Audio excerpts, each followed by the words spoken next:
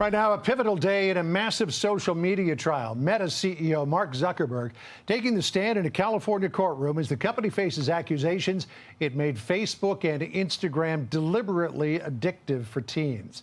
Our next guest knows all too well the cost firsthand. Her daughter, Becca, died at the age of 18 from fentanyl poisoning after connecting with a drug dealer on Facebook.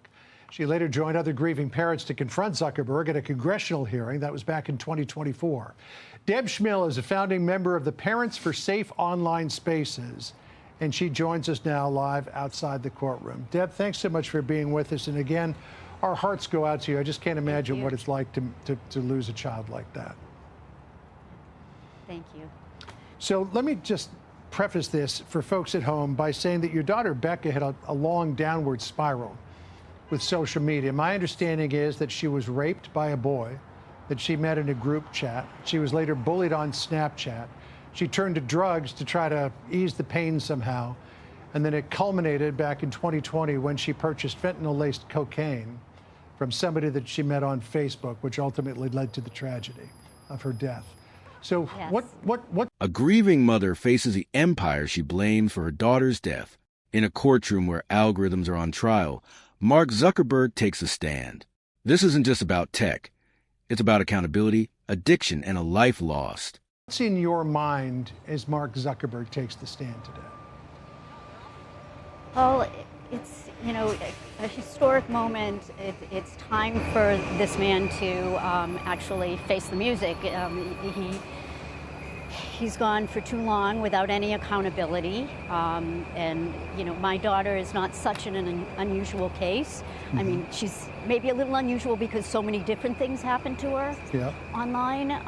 But there are just hundreds of thousands of kids who are being harmed every day online. And this man, Mark Zuckerberg, he knows it.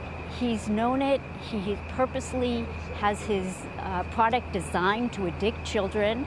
When he finds out that that a feature harms kids, he says, "Let's just keep going with it. Don't change it."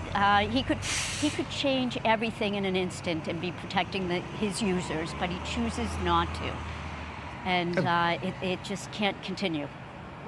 Of course, the centerpiece of this trial is whether or not social media and the algorithms do drive addiction of young people towards social media. The Social Media Victims Law Center said this to Fox Business in terms of accountability that these folks who run these big tech organizations should have to parents. They said, quote, "Parents deserve the truth about what the company executives knew, and they deserve accountability from the people who chose growth and engagement over the safety of their children."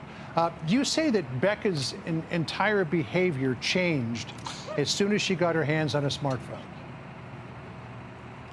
Yeah, I mean, before smartphones, before she had a phone, she went out and played. She read books. When she was with her friends, they communicated face to face. And as soon as she got a phone and her friends got phones, instead they'd come together for a play date. They'd sit next to each other and text each other through the phone. It changed the whole culture of those teen years. And I think all of us, even as adults, I know I'm addicted to my phone. Why would we think anything is different for our kids? It's even harder because their brains aren't developed, and again, this product is purposely designed to take advantage of their vulnerabilities and addict them.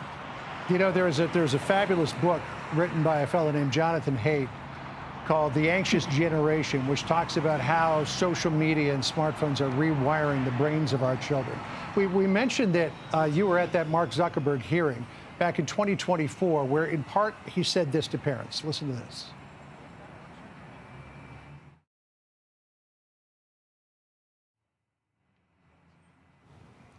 Well,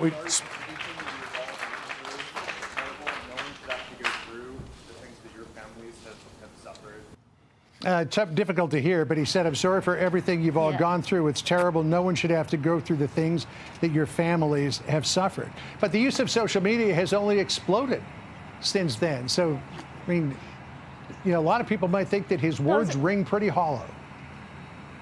They absolutely do. He was forced to make that so-called apology, and none of us believed it. And then right afterwards, literally immediately after that day, he went and spent all kinds of money to try to kill the Kids Online Safety Act. Right. So there was no sincerity in that. And you know, he succeeded last session, he and others, in preventing the Kids Online Safety Act from passing. And we're just hoping this session it actually makes it through Congress, because that's one of the things we need to protect kids. Well, certainly there seems to be growing momentum. I don't know if it'll reach the congressional level toward a social media ban for young people. We'll see where this all goes. Deb, again, our hearts go out to you. Can't imagine the tragedy that you suffered, and thank you for spending time with us. Thank you. One mother's testimony turns grief into a warning the world can't ignore. When profit outruns protection, the cost is paid in children's lives. The verdict isn't just for a CEO. It's for the future of every kid online.